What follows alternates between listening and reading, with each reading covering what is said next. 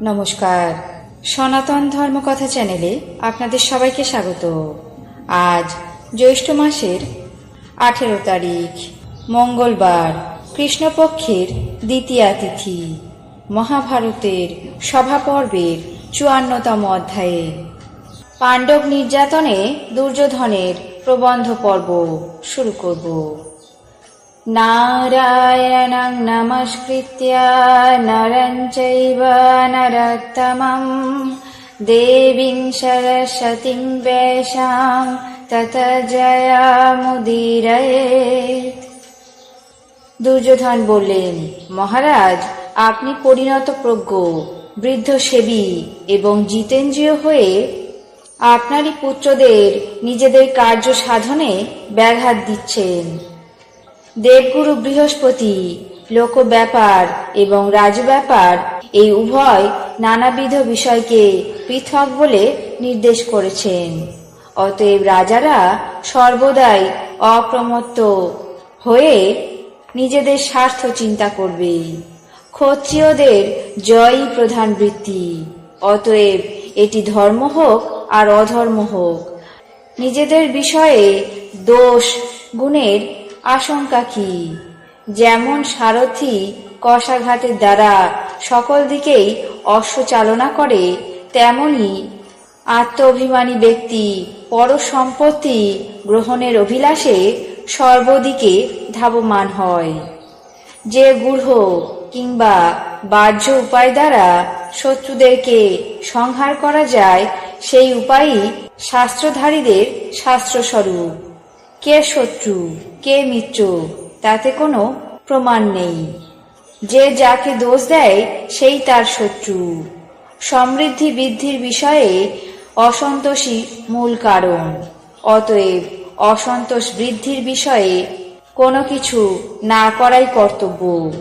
ঐশ্বর্য বা সম্পদে কখনো মমতা করা উচিত নয়, কারণ পূর্ব সঞ্চিত ধন অন্য লোকে বল প্রয়োগ করে হরণ করতে পারে। বল প্রয়োগ করে সম্পদ হরণ করাই রাজাদের ধর্ম।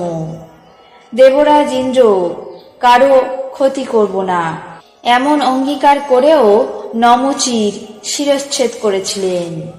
যেমন সর্প গর্ভস্থ জীবজন্তুদেরকে সংহার করে, তেমনি ভূমি সম্পত্তি অবিরোধী রাজা এবং অপ্রবাসী ব্রাহ্মণকে গ্রাস করে থাকে।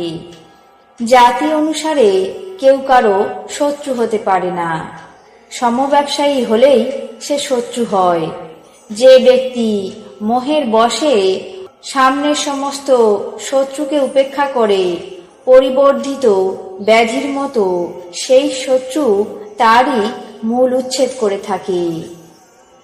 বৃক্ষের তলায় থাকা উইপোকা যেমন বৃক্ষকে আশ্রয় করে বেঁচে থাকে এবং ধীরে ধীরে সেই বৃক্ষকে ধ্বংস করে, তেমনি শত্রু সামান্য হলেও বলবীর্যে পরিবর্ধিত হয়ে প্রতিদ্বন্দ্বীকে সংহার করতে পারে।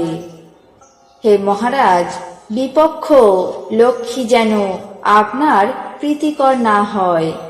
আমি যেমন বললাম, বীর্যবান লোকেরা এমন কাজই করে থাকেন। সর্বোচ্চ নীতির অনুসরণ করলে কোনো বিশেষ ফল লাভ হয় না।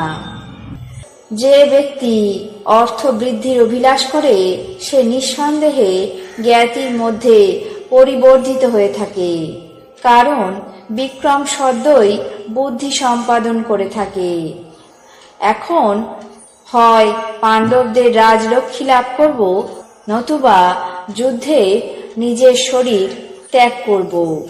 হে মহারাজ, আর আমার প্রাণ ধারণের আবশ্যকতা নেই। পাণ্ডবেরা প্রতিনিয়তই ধন সম্পদে বৃদ্ধি পাচ্ছে, আমাদের কোনো উন্নতি নেই। আজ মহাভারতের সভা পর্বের 54তম অধ্যায়ে পাণ্ডব নির্যাতনে দুর্যোধনের প্রবন্ধ পর্ব এখানেই শেষ করছি। বাকি অংশ আগামী পর্বে পাঠ করে শোনাব। এখন জেনে নেব আজকের দিনের 12টি রাশির রাশিফল।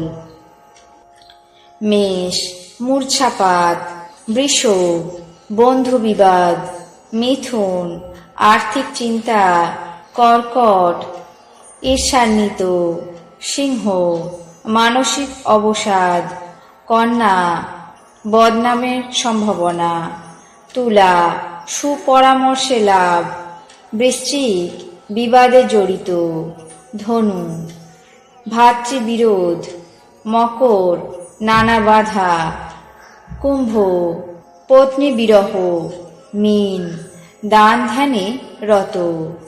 এই ছিল আজকের দিনের 12টি রাশির রাশিফল। আপনাদের কেমন লাগলো তা অবশ্যই কমেন্ট বক্সে জানাবেন। চ্যানেলটিকে সাবস্ক্রাইব করবেন, লাইক করবেন, শেয়ার করবেন। ধন্যবাদ।